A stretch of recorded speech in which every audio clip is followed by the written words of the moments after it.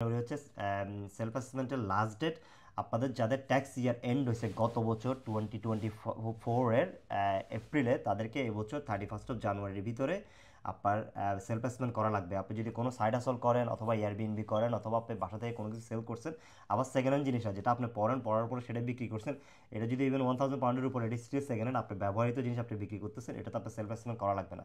So আপনারা যদি বিনটেড অথবা আপনারা এয়ারবিএনবি করেন অথবা অনলাইনে কোনো কিছু বিক্রি করেন, এগুলোর ডাটা কিন্তু এবছর থেকে এইচএমআরসির সাথে শেয়ার হবে। ইভেন আপনার কয়েন বেস, আপনারা যারা ক্রিপ্টো কেনা বেচা করেন, তাদের যদি 1000 পাউন্ডের উপরে কোনো থাকে, আপনাদের প্রফিট থাকে, আপনারা যদি তাহলে সেটা আপনারা সাবমিট করা লাগবে এইচএমআরসির কাছে থ্রু সেলফ অ্যাসেসমেন্ট।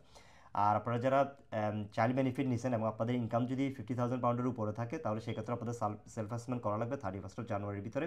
আর বাদ বাকি লোকেরা, আপনারা যারা আছেন অলরেডি সেলফ এমপ্লয়িশিপ রেজিস্টার করা, তাদের তো অবশ্যই করা লাগবে। ওইটা হইতে পারে উবার অথবা হয়তো ফুড ডেলিভারি ম্যান, যে কোনো কিছুর ক্ষেত্রে। বাট মনে রাখতে হবে এই বছর থেকে ডাটা শেয়ার হবে, আপনি যদি না করেন অটোমেটিকলি 100 পাউন্ড আপনাদের পেনাল্টি হবে।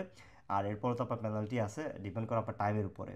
সো আর আপনারা যারা ইউনিভার্সাল ক্রেডিটে আছেন, অলরেডি আপনারা রেগুলার প্রতি মাসে আপনারা এক্সপেন্স অ্যান্ড ইনকাম সাবমিট করেন ইউনিভার্সাল ক্রেডিটে, তারা খেয়াল রাখবেন আপনাদের এক্সপেন্স এবং ইনকাম যেন ম্যাচ করে।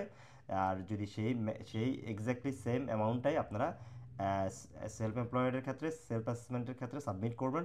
আর যদি আপনারা আপনাদের হিস্টোরি না পান, কত টাকা আপনারা আগে ইনকাম দেখাচ্ছেন বা এক্সপেন্স দেখাচ্ছেন, অবভিয়াসলি আপনাদের কাছে রিসিপ্ট থাকার কথা, না পাইলে আপনি ইউনিভার্সাল ক্রেডিটকে অথবা ডিডাব্লিউপিকে ফোন দিয়ে বলতে পারেন যে আমার ইনকাম আর এক্সপেন্সের হিস্টোরিটা লাগবে, যেটা আমি সাবমিট করছি গত বছর ট্যাক্স ইয়ারে, এবং সেটার জন্য আপনাকে কোনোভাবে অ্যারেঞ্জ করে অথবা আপনাকে অনলাইনের মাধ্যমে লিঙ্কের মাধ্যমে